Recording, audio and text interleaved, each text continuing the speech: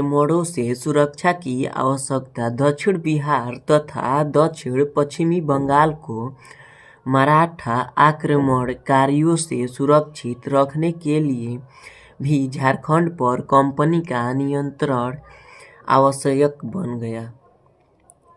अपने इन उद्देश्यों की पूर्ति के लिए कंपनी के झारखंड में प्रवेश करने की नीति अपनाई। 1760 में मिदनापुर पर अधिकार कर अंग्रेज सिंहभूम एवं निकटवर्ती क्षेत्र पर अपना प्रभाव बढ़ाने लगे। धीरे धीरे संपूर्ण झारखंड उनके प्रभाव में आ गया। इस क्षेत्र के प्रशासन की व्यवस्था की गई, पुलिस, न्यायालय स्थापित किए गए तथा लगान वसूली का प्रबंध किया गया। यह सारा प्रबंध जनजातियों के हितों की उपेक्षा कर की गई। सरकारी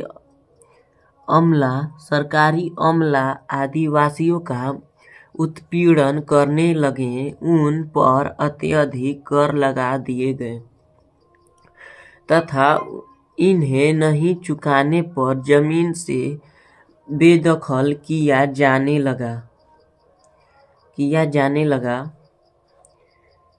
चुकाने लगे, उन पर अत्यधिक कर लगा का कार्नवालिस की अस्थायी बंदोबस्ती का तो और था घातक प्रभाव पड़ा। फलतः आदिवासियों का आक्रोश फूट पड़ा।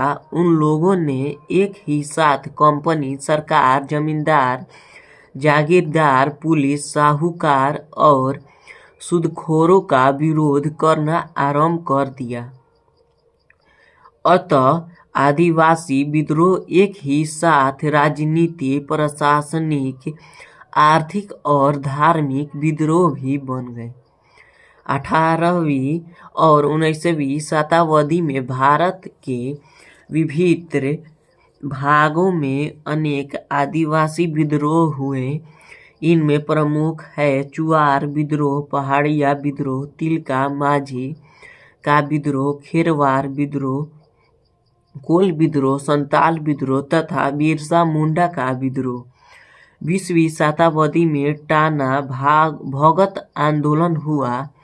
झारखंड के आदिवासियों के ही समान भारत के अन्य भागों में भी आदिवासी आंदोलन हुए, जैसे असम में खासी विद्रोह तथा मध्य भारत में भीलों एवं बस्तर के आदिवासियों का विद्रोह, उड़ीसा में कंद विद्रोह इत्यादि। यहाँ कुछ विद्रोह का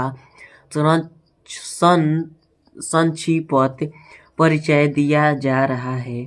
चुआर विद्रोह। चुआर जनजाति तत्कालीन बंगाल के मिदनापुर, बाकुंडा तथा मानभूम क्षेत्र में बसी हुई थी। चुआर विद्रोह जनजातियों का पहला व्यापक विद्रोह था। विभिन्न चरणों में 1768 से 69 से 1805 तक यह विद्रोह चला। अकाल एवं बढ़े हुए लगान डर के विरुद्ध यह विद्रोह हुआ। मिदनापुर स्थित करणगढ़ की रानी शिरोमणि के नेतृत्व में चुआरों ने विद्रोह किया।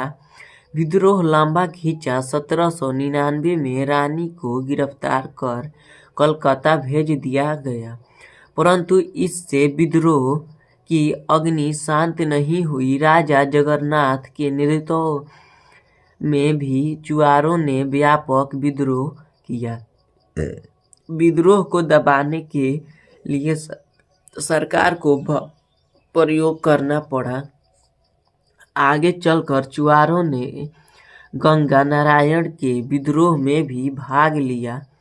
बार बार होने वाले विद्रोहों से बाध्य होकर और शांति व्यवस्था की स्थापना के लिए 1805 में कंपनी सरकार ने जमींदारी, घटवाली, पुलिस व्यवस्था स्थापित की। दरोगा के रूप में गैर आदिवासियों के स्थान पर स्थानीय लोगों को नियुक्त किया गया।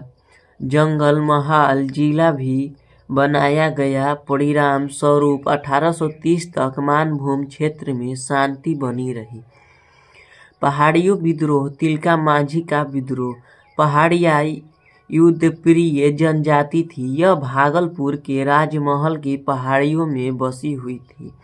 अंग्रेजों की राजस्व व्यवस्था और लगान वसूली की नीति के कारण पहाड़ियों की आर्थिक व्यवस्था नष्ट हो गई। अतः ये विद्रोह पर आमादा हो गए। यह विद्रोह तिलका मांझी के नेतृत्व में हुआ। यह भारत का पहला संथाली तत्कालीन संथाल परगना क्षेत्र का विद्रोह था। झारखंड के शहीदों में तिलका मांझी को प्रथम शहीद होने का गौरव प्राप्त है।